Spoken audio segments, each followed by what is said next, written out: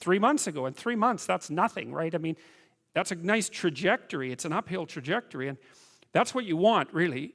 An uphill trajectory is actually even better than being somewhere good, as far as I'm concerned, because one of the things that really makes your life meaningful is the clear realization that you're headed somewhere better than you are now. And then it's even better if you also understand that there's a direct causal relationship between the things that you're doing and the steepness of that incline. And so I get a lot of letters from people like that, and they're most frequently young men, although not always. And they say, well, you know, I've been listening to these lectures and I decided that I'm going to try to take responsibility for my life, and so I've started to stop doing all the stupid things that I know that are stupid, that I know I shouldn't be doing, and I've started doing some of the things that aren't stupid that I know I should be doing, which seems pretty obvious, really, if you think about it. But obvious though it may be, that isn't necessarily what people do. And then they write and say, you can't believe what difference that makes. And they're thrilled about it. And so I'm thrilled about it when I get letters like that, because I really don't experience anything as better than a letter like that or a message like that, because it's so good to see things that aren't so good replaced by something better. And I really do think it's an open question. I truly believe it's an open question to what degree we could make things better if that's what we actually aimed at doing.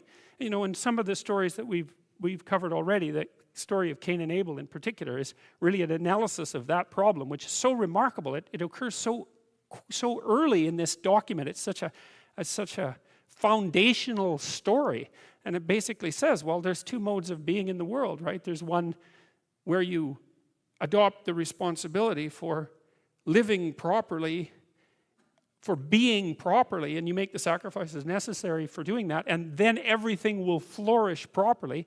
And the other one is a pathway of resentment and bitterness and rejection and murder and genocide, and that just seems exactly right to me. And so if the positive path beckons, if you can actually see what it is, if you can lower yourself enough to see what it is.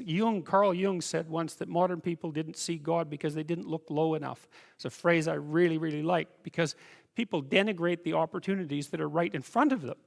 And there's no reason to do that, because what's right in front of you is the majesty of being. That's what's right in front of you. It's inexhaustibly complex and full of potential, and there's no reason to assume that wherever you happen to be isn't as good a starting place as anywhere else. Now, you know, I know some people have terrible, terrible lives. They're in situations that are absolutely unbearable, but I also do know that even situations like that can be made a hell of a lot worse by the worst kind of attitude, that's for sure.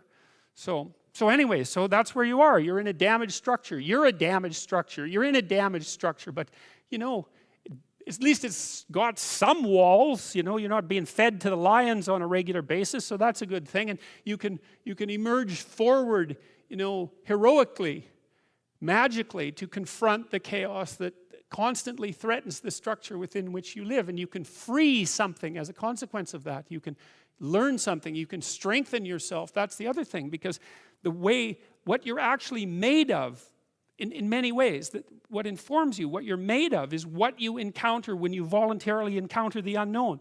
And so the more you voluntarily encounter the unknown, the more you get made of, and the more you get made of, the more there is to you, and then the more you're good at encountering the unknown and restructuring order and calling forth proper order out of the potential of being. And God, you got to think, why wouldn't you do that, since you can do that? And it's an endless mystery. You know, I think part of it is that people, well, it's also encapsulated to some degree in the story of Adam and Eve, because what happens to Adam is when he becomes self-conscious, right?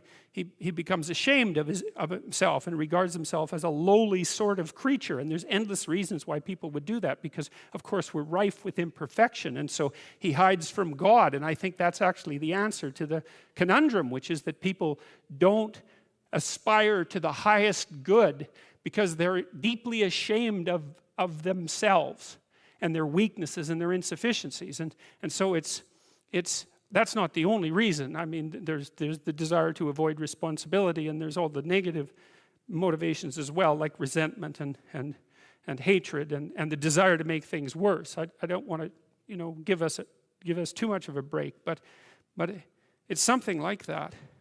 But It's okay to not be in a very good place if what you're trying to do with that not very good place is make it better. And one of the things I really have learned as a clinical psychologist is that you just cannot believe how powerful incremental progress is.